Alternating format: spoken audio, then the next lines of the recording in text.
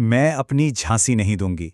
जरा सोचिए, दुनिया के सबसे बड़े और ताकतवर साम्राज्य के सामने एक अकेली रानी खड़ी होकर ये कह रही है। ये सिर्फ शब्द नहीं थे, ये एक ललकार थी। आज हम इसी ललकार और इस अदम्य साहस की गहराई में उतरने वाले हैं। आज की हमारी इस चर्चा का विषय कोई आम कहानी नहीं है। हम बात कर रहे हैं रानी लक्ष्मीबाई के उस अटूट हौसले और 1857 की क्रांति में उनकी उस ऐतिहासिक भूमिका की, जिसने पूरे ब्रिटिश साम्राज्य की नींव हिला दी थी। तो चलिए, बिना किसी देरी के इस ऐतिहासिक सफर पर चलते हैं। लेकिन एक महान योद्धा रातों रात तो नहीं बन जाता, है ना? आखिर वो कौन सी परिस्थितियां थीं जिन्होंने एक साधारण सी दिखने वाली लड़की को वो निडर योद्धा बना दिया, जिसने इतिहास का रुख ही मोड़ दिया? अगर हम उनके जीवन के इन अहम पड़ावों को देखें तो वाराणसी में 1828 में जन्म से लेकर 1858 में उनके सर्वोच्च बलिदान तक यह सिर्फ 30 साल का सफर था। पर इन महज 30 सालों में उन्होंने जो तूफान खड़ा किया, उसकी गूंज आज भी हमें साफ सुनाई देती है। बचपन में उन्हें प्यार से मनु बुलाया जाता था।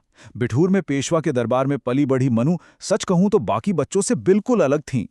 जहां उनकी उम्र के बच्चे खेलते थे, मनु तीरंदाजी, तलवारबाजी और घुड़सवारी सीख रही थीं, वो भी लड़कों के साथ कदम से कदम मिलाकर।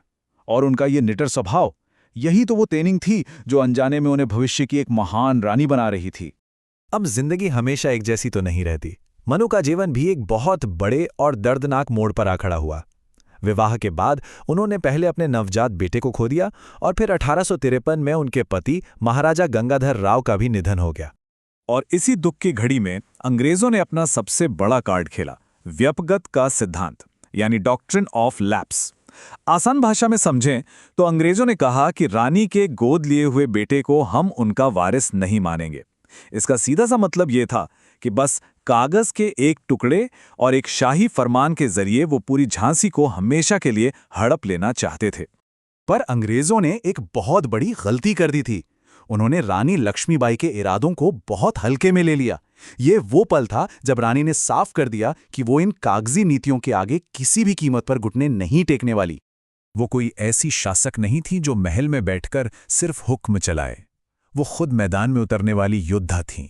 ऐसा कहा जाता है कि वो एक साथ दोनों हाथों में तलवार चलाने में माहिर थीं। अपने सबसे प्यारे घोड़े, जिसका नाम बादल था, उस पर उनका नियंत्रण अचूक था। एक तरफ अंग्रेजों की फाइलें और नीतियां थीं और दूसरी तरफ सीधे रणभूमि में दुश्मनों को धूल चटाने वाली रानी। और उनके सबसे कमाल की बात क्या थी पता है? उनकी सोच अपने समय से दशकों आगे थी। उस जमाने की सेनाओं को देखें तो वो पूरी तरह से पुरुषों के वर्चस्व वाली और पुरानी रणनीतियों पर चलती थीं। लेकिन रानी की सेना, वो एक क्रांतिकारी सेना थी। उन्होंने महिलाओं को भी युद्ध के लिए बाकायदा ट्रेनिंग दी और उन्हें फ्रंट लाइन पर तैनात किया।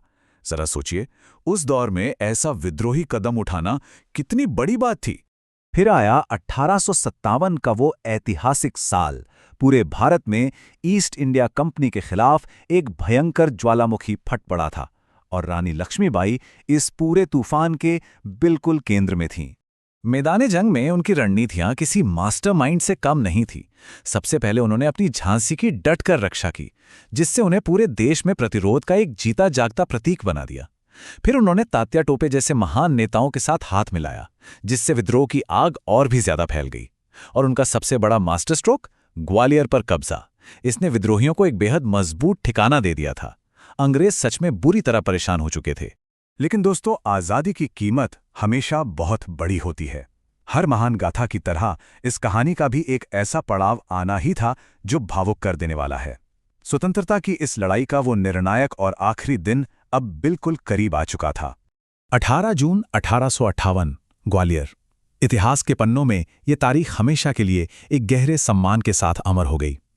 इसी दिन स्वतंत्रता संग्राम की इस सबसे साहसी आवाज को अपनी आखिरी और सबसे कठिन अग्नि परीक्षा से गुजरना था। और उनका वो आखिरी युद्ध, वो सच में शौर्य की चरम सीमा थी। रानी ने एक पुरुष सैनिक का वेश धारण किया और भयंकर युद्ध में कूद पड़ी। वो दुश्मनों से पूरी तरह घिर गई थीं। उन्हें बेहद गहरी और जानलेवा चोटें आई थीं, लेकिन उन्होंने आत्मसमर्पण नहीं किया। अपनी आखिरी सांस तक वो अपनी आज़ादी के लिए लगातार लड़ती रहीं और अंततः वीर गति को प्राप्त हुईं। ये एक ऐसा बलिदान है जिसे शब्दों में पिरोना नामुमकिन है। शरीर भले ही चला गया हो, लेकिन उनकी वो दहाड़ कभी शांत नहीं हुई। उनका ये बलिदान आज की पीढ़ी के लिए, हम सब के लिए आखिर क्या मायने रखता है? सच कहूं तो उनका जीवन हम सब के लिए एक मास्टर क्लास है। जब हालात बिल्कुल आपके खिलाफ हों, तब अपने डर पर कैसे जीत हासिल करनी है। जब अन्याय हो तो उसके सामने चट्टान की तरह कैसे डटे रहना है, ये सब हम उनसे सीख सकते हैं। वो महज इतिहास की किताबों का एक पन्ना नहीं है, बल्कि महिला सशक्तिकरण और देशभक्ति की एक ऐसी जीती जागती मिसाल है जो आज भी खून में उबाल ला देती है। खूब लड़ी मर्दानी, वो तो झांसी वाली रानी थी। सुभद्रा कुमारी चौहान की इन अमर पंक्तियों ने उन्हें हमेशा के लिए हमारे दिलों में जिंदा कर दिया है। जरा सोचिए, अगर आज हम उनके उस अदम्य साहस का एक छोटा सा हिस्सा भी अपने अंदर जगा लें, तो क्या दुनिया की कोई भी ताकत या कोई भी अन्याय हमें रोक सकता है? बिल्कुल नहीं। इस ऐतिहासिक गाथा को अपने जहन में रखिएगा और खुद से जरूर पूछिएगा कि आज के इस दौर में उस झांसी की रानी के साहस का आपके लिए क्या अर्थ है।